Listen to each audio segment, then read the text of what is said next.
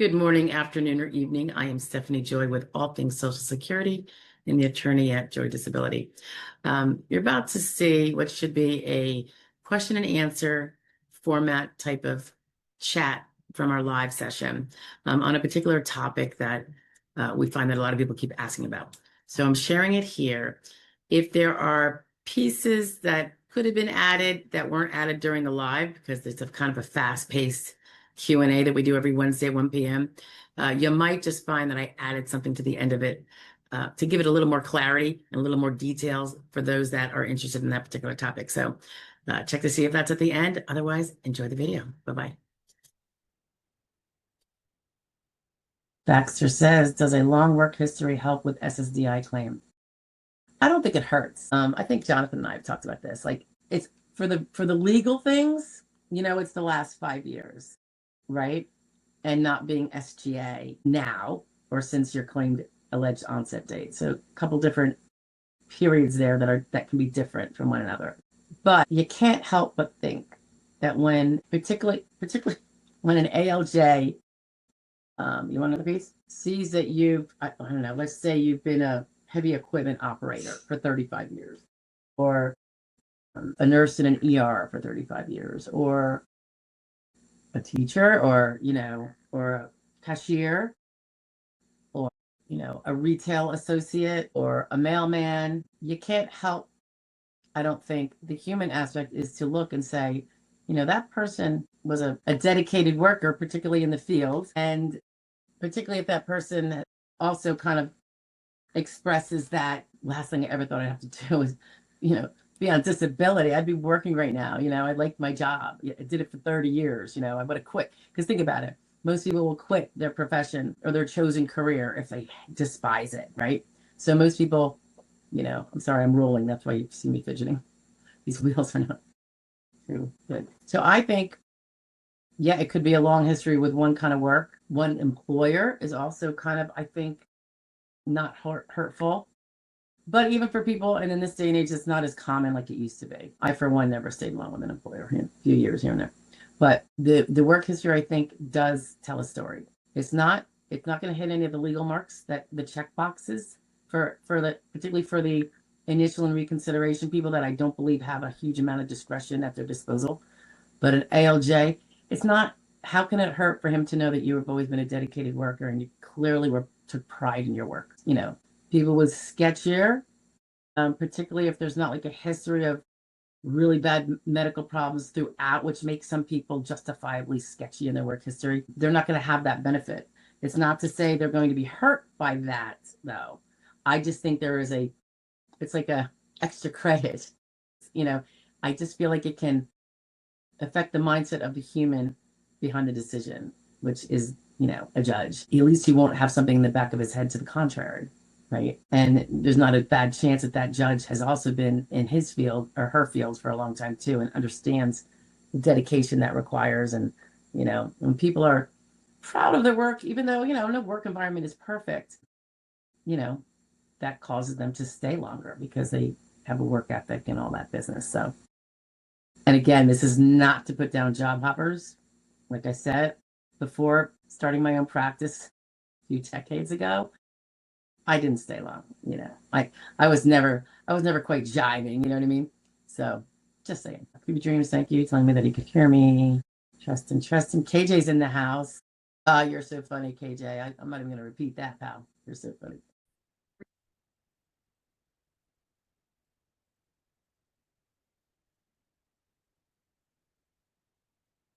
Hello, I am Stephanie Joy, the attorney at All Things Social Security and Joy Disability Law. Your video is about to start. I just wanted to remind you that if you click the join button below, you can learn more about the memberships offered at a very affordable price that can give you a little more direct attorney answers to your questions. Have a great day and enjoy the video. Hey, so what's going on with the 5-year rule change down from the 15-year rule change on past relevant work? And how does it affect you? Let's just go over for a couple of minutes what it means if you are denied on initial or recon and you're heading to an ALJ hearing. You were denied because they said, ostensibly, maybe, that you could engage in a job during your past relevant work period. and therefore you lost at step 4 of the sequential evaluation process. So what does that mean? It now means when it goes to the ALJ, he's going to be looking at it from a different rule. So he will be looking, it will no longer be all the jobs you had in the past 15 years. It will be only those in the past 5. So if in the past 5, you are doing harder jobs that your medical records illustrate that you can no longer do because of certain limitations, functional limitations that stem from your proven impairments, then that job would not be available to you. So you would then pass step 4 and not be denied at step 4. And then you get to go on to step 5. Is there other work you could do? So the game is not ending on the positive necessarily, but it is giving you a wider range of possible winning space, okay, at the ALJ level. Now, if you were in the grid range where you were found you could do your past relevant work on initial or recon, and now you're heading to an ALJ hearing and the rule has changed, so this ALJ will be using the new rule. If it was found that you could do past relevant work and you also have no transferable skills, you fall into a grid. Now, the fact that you might be able to prove that you could not do your past relevant work because it only includes this many jobs instead of this many jobs, then that would be a win for you at the ALJ. For those that have had the same job for 15 years or 6 years, this isn't really going to help you. For those that in the last 5, let's say 10 years ago, you had the easier jobs, 15 years ago, 12 years ago, those are the jobs that they can no longer look at for you. And that's where the benefit is. For those of you that had the same job the whole time, it's really not going to be a benefit to you because you did have that job the same job you had then, you had in the last 5 years. So it still has to be looked at.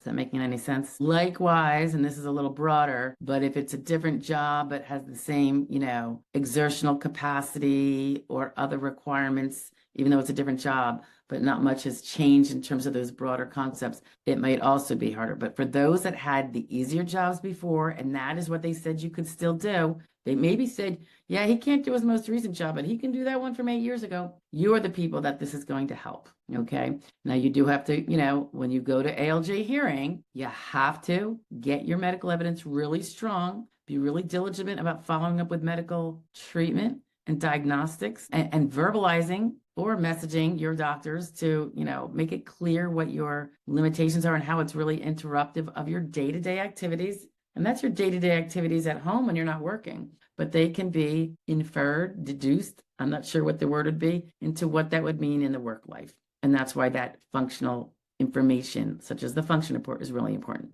But make sure you build up that evidence because you still need to prove that you can't do the work you did in the last 5 years. So it's not a skate for all, but it is huge. And for those of us that practice this day in and day out, 7 days a week, we know how huge of a difference this is. So anyway, I hope that clears up for you.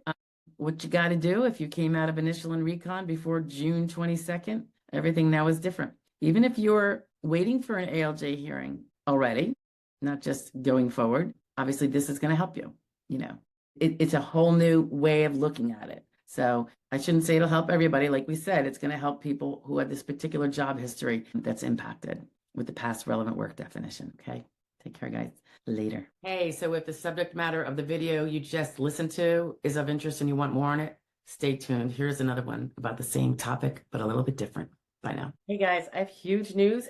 It came out just maybe 30 seconds ago to me. Got it in an email from my source, one of the major 2 organizations that report to us on Social Security and work really hard legislatively to get things accomplished and through the agency itself. Not too many months ago, I put out a video on the proposed rule change for past relevant work and what the SSA can consider when determining whether you, in fact, can do your past relevant work. There is a recency rule, and forever and a day, it has been 15 years. It's always been that. I've been doing this 2 decades, and it was 15 years, and it's still 15 years.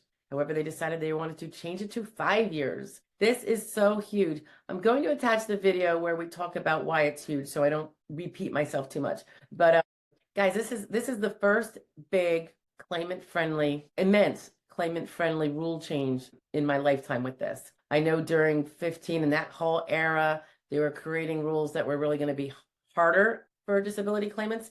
as well as for some retirees. And they succeeded in doing that. And a lot of things became effective immediately and some in 2017 as a result. But this one is the pro-claimant, really getting a grip and understanding on the fact that a job that you could do that you did 14 years ago and you could probably do it now is no longer going to sink your ship at step 4. So huge. Looking back 5 years, it's going to be really your recent work. 14 years ago is not really recent, right? In terms of how we remember we did it.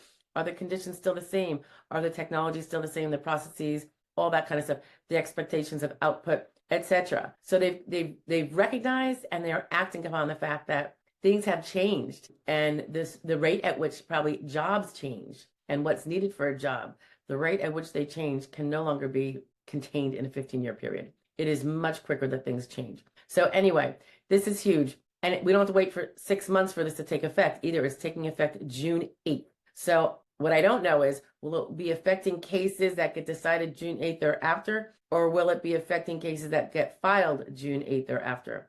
The final rule is going to be published tomorrow. Once again, we have a little early insight into it, which I really always appreciate. And when I find out that date, I will make sure that I post it in the comments or to the membership. If you're not a member, consider joining, and it'll let you know what kind of impact this will have if you have a current case, or certainly if you have a future case. It is momentous. It is huge.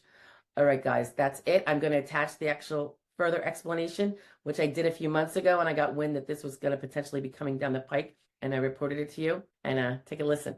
I'll talk to you later. Bye.